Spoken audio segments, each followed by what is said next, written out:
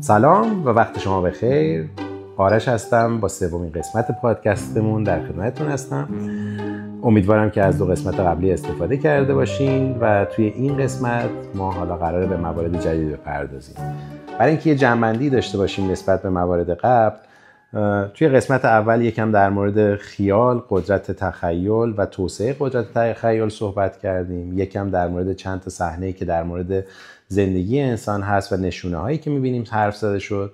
و توی قسمت دوم پادکست ما در مورد اینکه نقش خودمون رو بپذیریم و در اتفاقاتی که اطرافمون میفته، یکی از مهمترین اصول رهبری پذیرش نقش خودتون در اون اتفاقات هست، صحبت زیادی کردیم. حالا میرسیم به این نقطه که بسیار عالی، شما قدرت تخیل خودتون رو پرورش دادین، تونستین یک سری پلن‌هایی رو توی ذهنتون بچینین و نقش خودتون رو هم پذیرفتین و میخواین اقدام بکنین. یه جمله هست در واقع خیلی از مواقع توی فرهنگ ما میگن که وصف العیش نصف العیش، یعنی اگر چیزی رو حتی بهش فکر بکنید هم میتونید نیمی از لذت اون رو تجربه کنید. یا گاهی وقتا گفته میشه که اگر شما آرزوی رسیدن به چیزی رو داشته باشین، به اون چیز خواهید رسید. ولی واقعیتش اینه که تبدیل آرزو و خواسته به یک چیز عملیاتی و اجرایی کردن اون فاصله بسیار زیادیه. همیشه فاصله بین 0 تا 1 خیلی بیشتر از فاصله 1 تا 2 میتونه باشه. و ما توی این قسمت میخوایم در مورد این مسئله حرف بزنیم، به این که چطور میتونیم یک چیزی رو از نقطه 0 به نقطه 1 برسونیم، یک خیال یا تصوری رو که در ذهنمون داشتیم اجرایش بکنیم. خب همیشه من این رو توی ذهنم داشتم که میگم اگر که ما میخواهیم یک کاری رو انجام بدیم، خیلی مهمه که به سرعت به مرحله اجرا برسیم. دوستانی که با من مطرح میکنن مسئله ای رو، ما یک ایده ای داریم میخوایم یک کاری انجام بدیم، همیشه یک جمله هست که بهشون میگم اگر از فردا صبح میتونین اقدامی بکنین در زمینه این ایده، این یک ایده و هدف مناسبه. در غیر این صورت یک خیال پردازی و رویا پردازی بی نتیجه است. نه اینکه حالا حتما فردا صبح خیلی مهم باشه، ولی همین معیار قابلیت اجرایی در کوتاه مدت میتونه به شما نشون بده که آیا خیال درستی رو دارین میپرورونین یا اینکه نه. این ایده رو همیشه تو زندگی داشتم تا اینکه یک موقع با کتابی آشنا شدم، یک کتاب از آقای آدام گرانت به اسم اورجینالار که حالا ورژن ترکیش هستش و اورجینالز که نام اصلی کتابه. این کتاب فکر می‌کنم به فارسی هم ترجمه شده به عنوان نوآفرینی و میتونین ترجمه فارسی اون رو استفاده بکنین. توی این کتاب بخشای مختلفی داره در مورد اینکه خیلی از اوقات ما باید با یک سری تفکرات و اقدامات نامتعارف زندگی خودمون رو تغییر بدیم. واقعیتش اینه که برنارد شاو یه جمله خیلی جالب داره که میگه انسان‌های منطقی معمولاً خودشون رو با دنیا تطبیق میدن و انسان‌های غیر منطقی سعی میکنن دنیا رو تغییر بدن. و به همین خاطره که ما عمده بهبودها، عمده نکات مثبت بشریت رو در نتیجه فعالیت‌های انسان‌های غیر منطقی رسیدیم. انسان‌هایی که سعی کردن روی محیط خودشون تأثیر بذارن و نقش خودشون رو عملیاتی بکنن. برگردیم به کتاب در واقع نوآفرینی آقای آدام گرانت. یه تحقیقاتی رو مطرح میکنه در مورد یه سری موارد که خیلی از افراد موفق دنیا زمانی که ما باهاشون برخورد میکنیم و میایم سوابق اونها رو نگاه میکنیم، معمولاً آثار خارق‌العاده اونها رو میبینیم و فکر میکنیم یک ایده رو اونقدر پروروندن و اونقدر اون رو بهش رسیدن که تونستن یک ایده فوق‌العاده رو اجرا بکنن. به عنوان مثال وقتی که در مورد بتهوون صحبت میشه، معمولاً هر کدوم از ما بتهوون رو با 9 سمفونی معروف اون میشناسیم.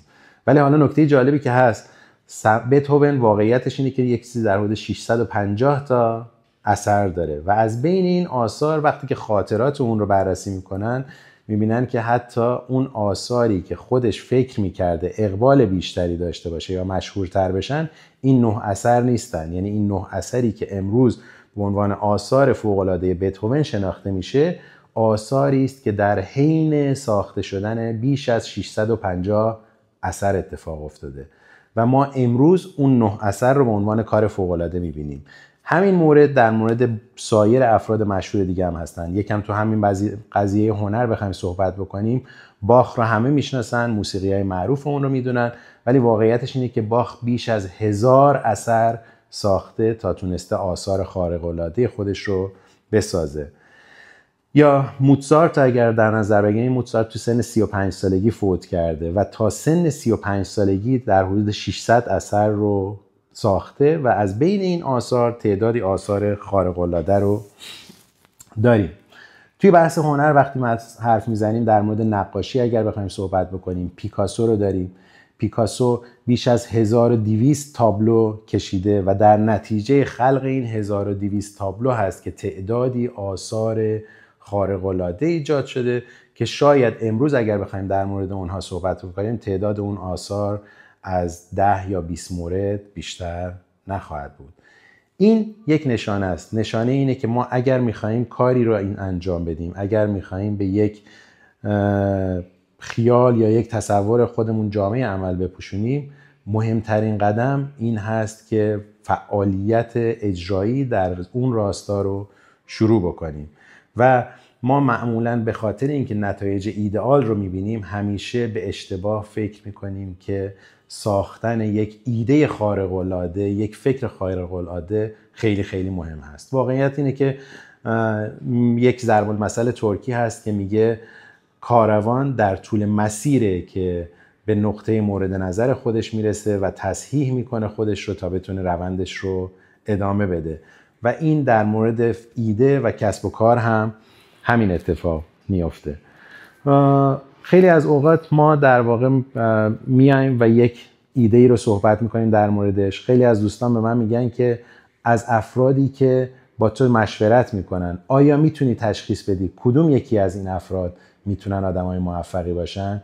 من همیشه یک ذهنیت دارم. قطعاً آدم موفق رو نمیشه از پیش شناخت و قطعی در موردش صحبت کرد، اما در مورد افرادی که موفق نخواهند شد به راحتی میشه تصمیم گرفت و تشخیص داد.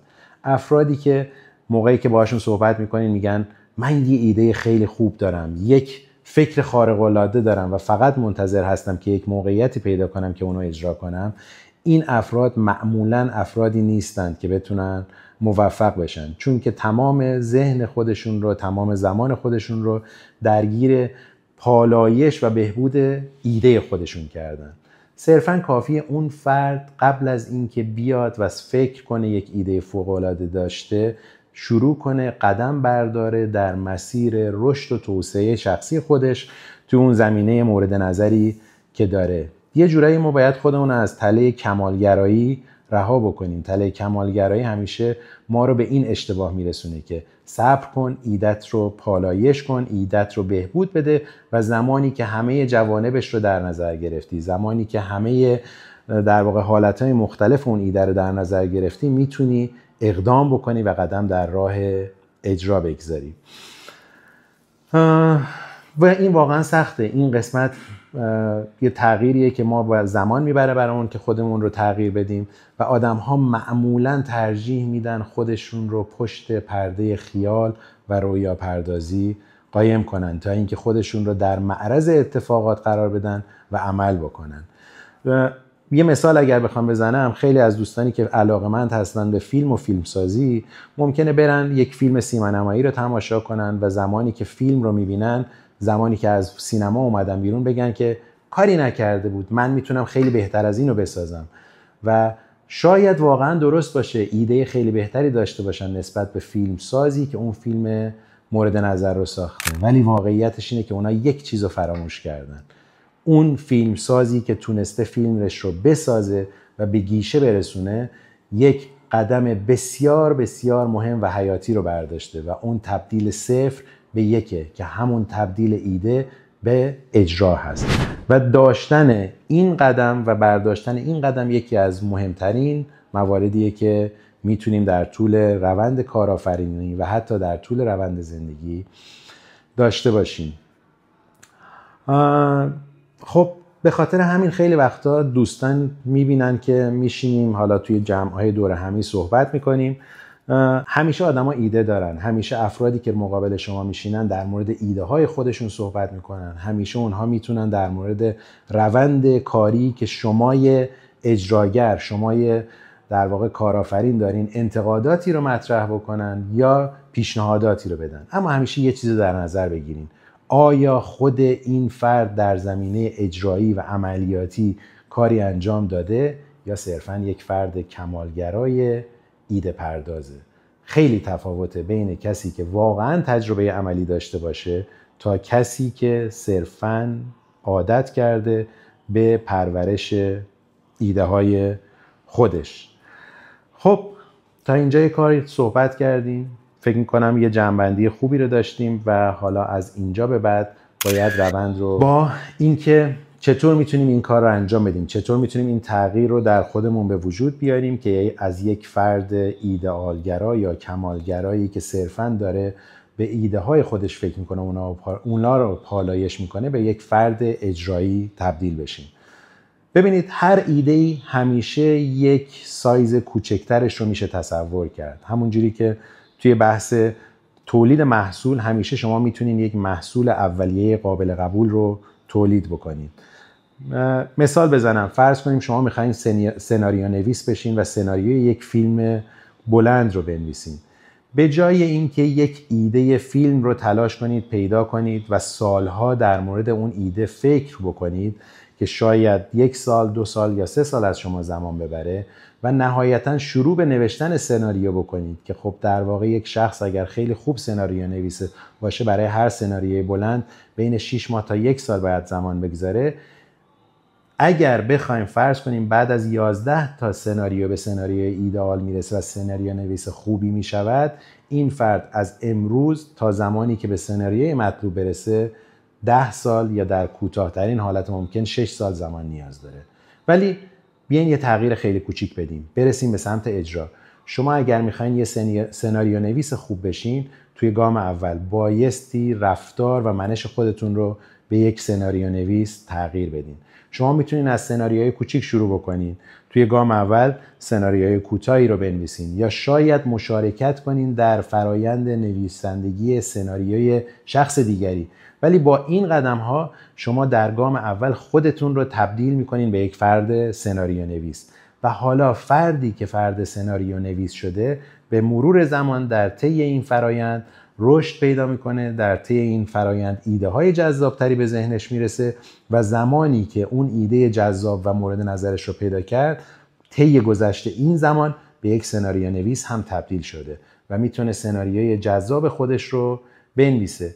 این در مورد همه موارد هست. نویسندگی هم همینطوره. شما اگر بخواید یه رمان نویس خوب بشین، به جای اینکه فکر کنید و یک ایده خلاقانه برای یک رمان پیدا کنید، ایدئال ترین حالت اینه که نویسندگی رو به عنوان یک عادت هر روزه برای خودتون بسازید و هر روز سعی کنید از یک داستان کوتاه، یک صفحه، یک پاراگراف نویسندگی شروع کنید تا این برای شما یک عادت بشه. وقتی این عادت رو توسعه دادین، قطعاً با اتفاقاتی که در پیرامون شما میفته شما میتونین اون ایده خلاقانه رو هم پیدا بکنید. در مورد کسب و کارها هم همینه. خیلی از اوقات کسب و کارهایی که راه میفته از ابتدای کار ایده چیز دیگری بوده، ولی در طی فرایند توسعه و اجرا ایده تغییر پیدا کرده، بهبود پیدا کرده و نهایتاً اون ایده اجرایی شده. برای اینکه کارآفرینی رو بتونین پیش رو داشته باشین، بایستی از پل عملگرایی عبور بکنید و این چیزیه که شما باید از همین امروز قدم بردارید برای رسیدن به اون و هر اقدامی رو که میتونین در این راستا انجام بدین. تو این زمینه اگر با هر فرد موفقی صحبت بکنین، معمولاً دلایل موفقیتش رو بپرسین، چیزای مختلفی رو به شما میگه. مثلا اینکه میگه من شانس آوردم، میگه با ایده خوبی روبرو شدم، میگه با افراد خوبی آشنا شدم، ولی تمام اینها در کنار یک چیز است: به شدت کار کرده، به شدت تلاش کرده تا تونسته این روند رو ادامه بده و به نقطه مورد نظرش برسونه. و این تلاش کردن خالی نیست. مثلا ما یک مثالی زدیم روی بحث سناریو. اگر شما میخواین سناریو نویس خوبی بشین یا حتی فیلمساز خوبی بشین، هر تلاشتون بایستی شما رو در برابر چالش‌های جدیدی قرار بده. اگر یک فیلم کوتاه میسازید بدون صدا، فیلم صامتی رو میسازید، فیلم دوم رو تلاش کنید فقط با یک شات فیلم برداری بگیرین، فیلم سومی رو تلاش کنید بسازید در شرایطی که تمام مدت فیلم برداری شما در تاریکی هست و بدون نوره یا با نور کم هست. این شرایط جدید و سخت هر سری به شما تجربه‌ای میده که در نهایت میتونه ایده اجرایی اصلی شما رو به شدت براق‌تر و موفق‌تر بکنه. پس از امروز شروع کنید و در هر زمینه و ایده‌ای که دارید قدم‌های کوچکی بردارید تا بتونین به نقطه مورد نظر خودتون برسید. ممنونم از شما. امیدوارم که همیشه شاد و موفق باشید.